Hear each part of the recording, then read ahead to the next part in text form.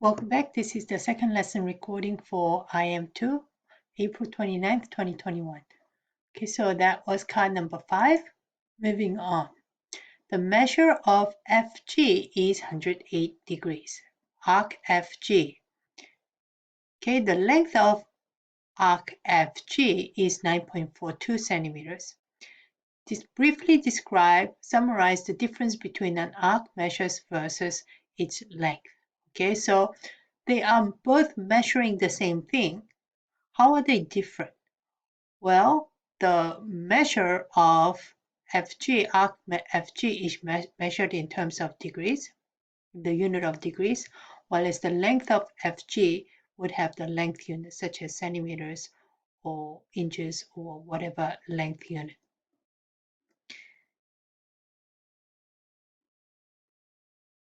Okay, what is a central angle measure? Okay, so now we're being asked, this time reverse. We're told that this arc measure is 125 degrees. If we know that measure, then do we know what is the central angle that is inscribed or that is made by this arc? Okay, so that has to also be 125 degrees, right? Because the arc measure and the central angle, arc measure of the same arc is also going to be the same as the central angle there. Okay, now sketch angle FGD. So where is F? So follow with FGD. Okay, so FGD. So where is the angle? FGD.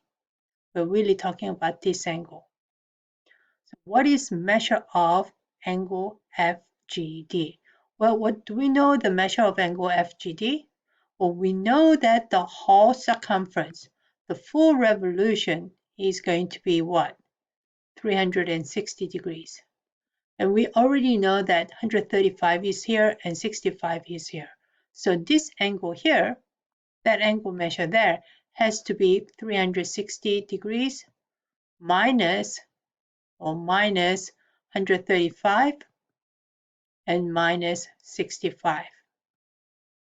And 65 plus 135 is 200. So when I take away 200 from 360, that's going to be 100. And when I take away 200 from 360, that's going to be 160 degrees. So I am going to say that this is 160 degrees. Okay. So sketch in arc FD. Okay, so sketch in arc FD. Arc FD is going to be referring to this arc right there. Okay, so it joins starting point and the end point of the arc. And what is measure of arc FD? Okay, when you have measure of with a small m, then we're really asking about the degree measure, right? So we know that that the angle FGD is 160 degrees. Then what is the measure of arc FD? That's also going to be 160 degrees. All right, so the radius of the circle is 18. Fill in the following table. Note CB is a diameter, CB is a diameter, and angle CAE is a right angle. Angle CAE, this is a right angle as noted by this little square there. And there is arc DB, and we are given this angle measure there as well. Okay, so the arc name is DC. Where is, whoops, we're looking for arc DC, so we're talking about this arc here. Okay, now do we know the measure, arc measure? Okay, do we know the arc measure? So this is going to be in degrees. Well, we know that this is 90 degrees because of this. We know that this forms this is a straight line, that means if this is 90 degrees, this also has to be 90 degrees.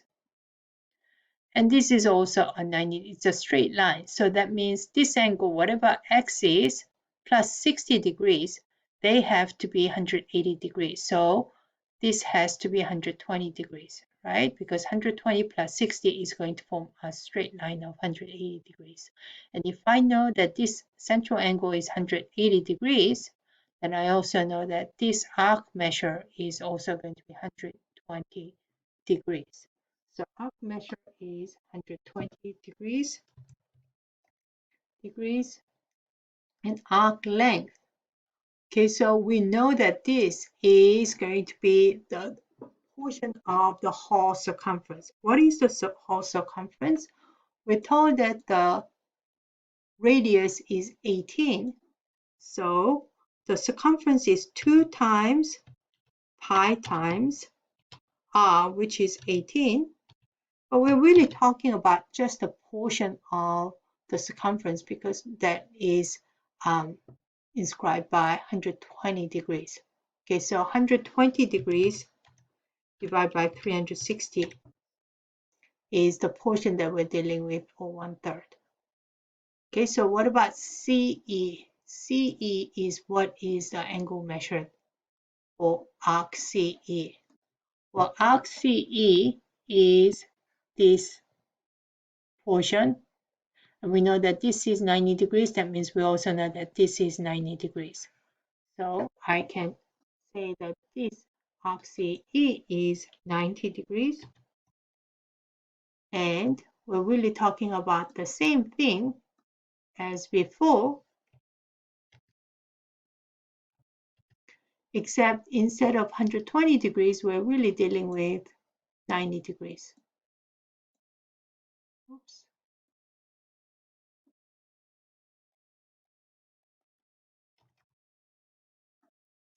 Okay, what about EB?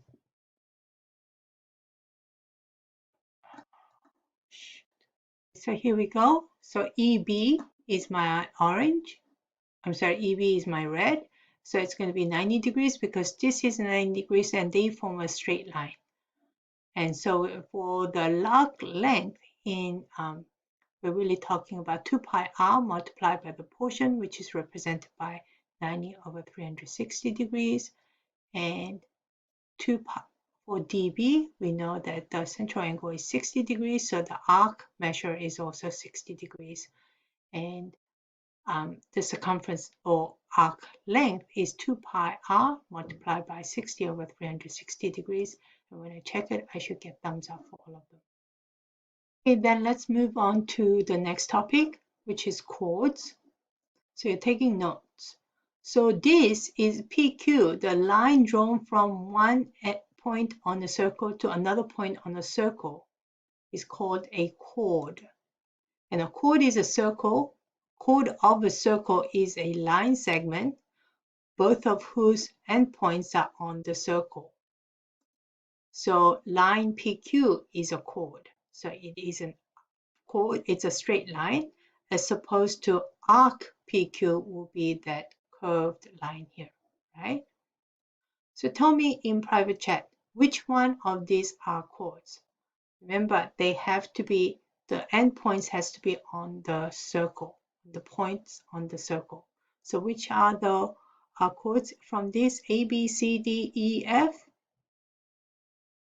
Okay, B is a chord because it starts and ends on the points on the circle, likewise as C and D.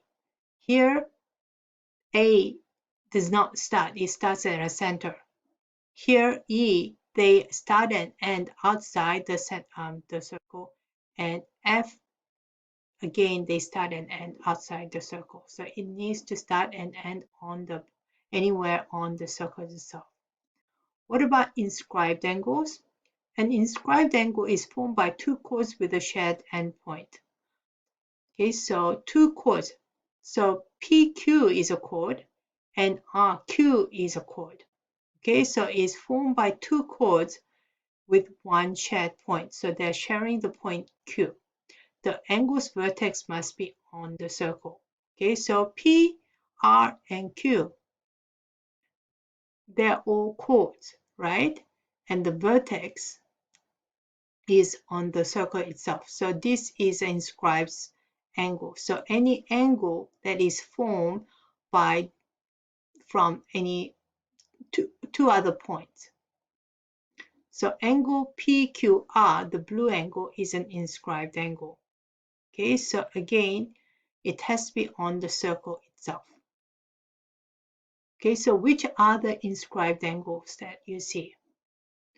The answer is B and E and F, because the vertex, the angle that we're talking about, has to be on the circle itself.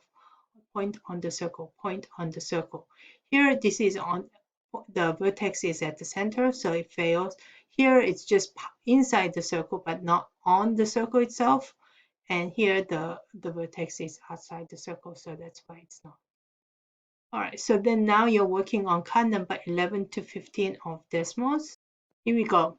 Angle I is an inscribed angle. So angle I is referring to this angle here, formed by BI and AI, the chord BI and AI. Move the red point to make a variety of different inscribed angles. See, from point B and A of the circle, we can form many different inscribed angles just from the same point here. Okay, as long as it's on the circle itself, it is an inscribed angle. Okay, so what are the characteristics of the angle that makes it an inscribed angle? Write your description of the inscribed angle below. Okay, well, the starting point has to be on the circle. And the vertex has to be on the circle as well. Okay, it can be anywhere on the circle, including here. Okay, including between the short arc length. So anywhere along here, this is all inscribed angle. All right, so intercepted arc.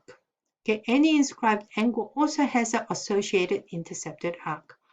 So this angle here is an inscribed angle, but this blue length is an arc, right? And we call that intercepted arc because it is formed by this inscribed angle here, or it is associated with this inscribed angle here. So sketch the inscribed angle that intercepts arc AB. Okay, so arc AB is this orange arc here. So we need to sketch a inscribed angle. So we need to go from here to anywhere on the circle. Here we go. So this will be an inscribed angle right there. This will be an inscribed angle right there. So I am going to say this is an inscribed angle. This is the angle that we're talking about. Card number 14 is asking me to draw another inscribed angle from arc AB. Well, I can make it looking like this. Okay, as long as it's on the circle, that's all that matters. Here we go. So we're talking about this angle now, aren't we? Okay. Now, for the two angles you drew, how do you think the angle measures compare? If I was to measure this angle here and this angle here, do you think they get smaller?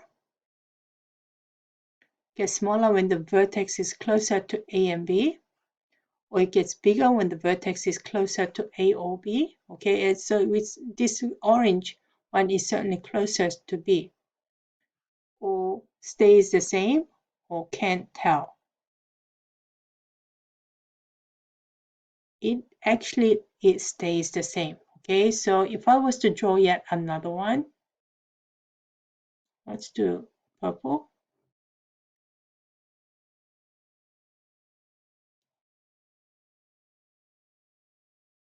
Okay, so this angle right there,